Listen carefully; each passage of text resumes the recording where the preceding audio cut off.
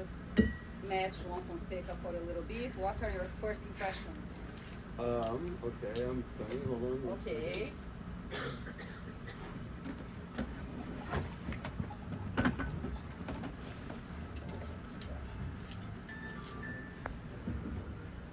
I mean, well, first of all, it's great to be back and have an excuse to come back to Brazil. So many memories here. I've only had just a brief chance to walk through the club, which seems extraordinarily beautiful, both from a facility standpoint, but also the scenic environment. It's very intimate. Yeah, and I ran into Joao out there on the practice courts and got to spend a week with him at the Labor Cup, so it was very nice to see him again. He is watching the tradition continue of great players from Chile.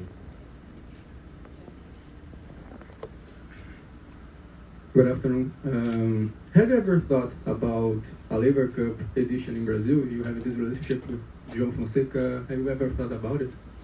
I wish I had more control over such decisions, you know, especially when you get to pick your team, surfaces, locations. You know, there's a lot that goes into making an event like this happen in a calendar year with such a heavy demand on the players' schedules. The location is also very important, that it stays in flow of their access to the next tournament, you know, previous one.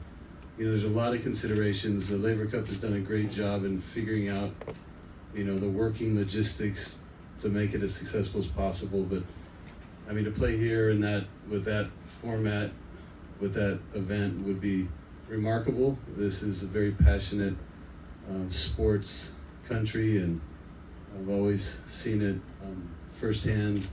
The Brazilians coming out to cheer their favorites, and me playing down here, having my first win in Brazil in 1987. I mean, I've learned firsthand just what kind of passion and environment Brazil can bring to any sporting event, let alone such a great one with the Labor Cup. I mean, it's a very intense weekend of tennis, and I've met many fans who have been to many Grand Slams, and they've been to the Labor Cup, and you'd be surprised how many of them would choose the Labor Cup if they only had one choice, because of just how intense that weekend can be, and the uniqueness of seeing so many different styles of matchups, from doubles to, you know, to playing with your peers.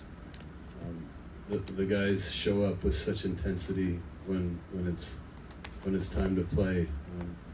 So yeah, having it here would be amazing, but unfortunately I don't, you know, have the decision making latitude to determine this. Hello, Andre. Tomás Francerúndolo. Do you think that he have the conditions and the skills to enter to the top 10? Thanks. Oh, the Cisco kid? That's what I call him. He's awesome. He's been a rock for the Labor Cup, you know, team world team. I mean, he's one of the toughest outs in tennis. You know, I mean, he always shows up, work ethic, just great mover, powerful forehand, great competitor. Yeah, I never count out anybody from, you know, accomplishing what they're capable of, or even more, you know, because so much of that happens in the mind more than what the skills are. He has the skills to do this, and I think he has a work ethic to do it, and you know, I love being around him. I love watching him play, and I think he's only getting better. So yeah, I never count somebody out. I would always take, you know, hard work over incredible talent. I've seen incredible talent get wasted. I've never seen hard work not impress, you know, people on what they're capable of. Hi, good afternoon. You had a great experience working with Labor Cup. and you had a brief experience working with Grigor Dimitrov a few years ago. Do you plan coming back to working full-time with any player? Well, I don't think I've ever really worked full time, right, with any player. This requires a lot of travel, a lot of time. What I don't have bandwidth for. I've known Grigor since he's been a teenager. He used to come to Las Vegas many times to see me. He's just a beautiful person, and I've always wanted to see the most for him. And I was able to work more often with him for a period of maybe a year and a half or so, and I think we both were better for the time spent. He added a lot to my life as well, and so I don't see me ever really traveling as a full-time coach, if that's what you mean. It would take a real special set of circumstances for me to, just logistically and practically, and with the things I have as priorities now. But in a lot of ways, I feel like you can make the most difference almost with the distance. Hopefully being a North Star for somebody to hear something objectively, right? It's never what you say that's important, it's what somebody hears. And I think sometimes when you're with somebody all the time, it can get muddied, it can get unclear, it can get, but from a distance you can say, hey, this is what I'm noticing, how do you feel? Because this is what I'm seeing, I like this, and it kind of helps the players stay a little bit clearer for themselves. So I would argue that sometimes I can be more effective from a bit of a distance, but time spent is always important. What is the most difficult part of playing home? Like, we know it can be a boost of confidence, but it's tough. What can you say about it, like with the crowd and? This is a very individual, personal reaction that players have. Some players, go very inward if they're playing in a competitive environment. They're playing against somebody in a home crowd. Sometimes this can bring out the best of somebody depending on how they're wired, right? I mean, we've seen it for so many years with Novak. It's almost as if he encourages a very aggressive environment against him at times to bring out the best in him, and then we see other times where the energy of the home crowd can lift somebody so high, but then it can also bring some pressure, so I think it's the stakes are always high at home, and I think it's a sensitive emotional reaction, and I think it's very individually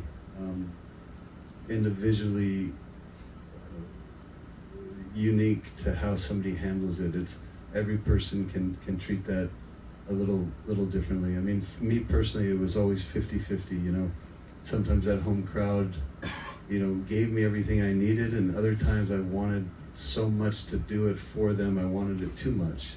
And it almost made it harder at times. So I was always a player that went back and forth with if it was going to be good, if it's not going to be good. I always appreciated it, but sometimes it would backfire. Hi, Andre, here. Nice to see you. Okay.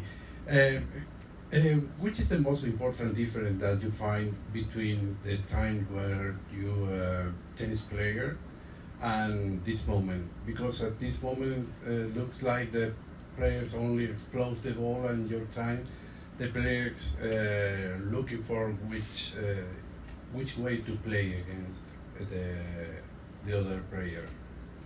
So you're asking if I think there's a difference. Oh, there's a big difference. Sure, the game's always improving. The game's always changing. The first major change came, I think, in the game.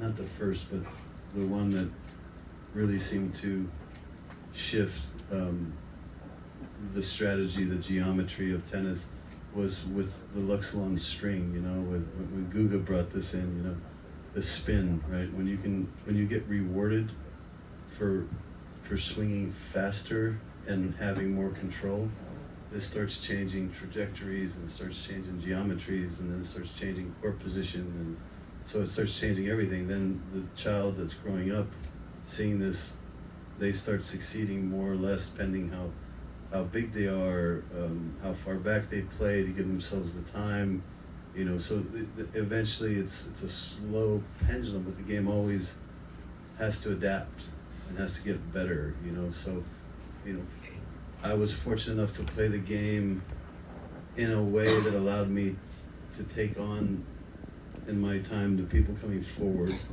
and then allowed me to take on the people that played a long ways back, because I always played in between the two, you know.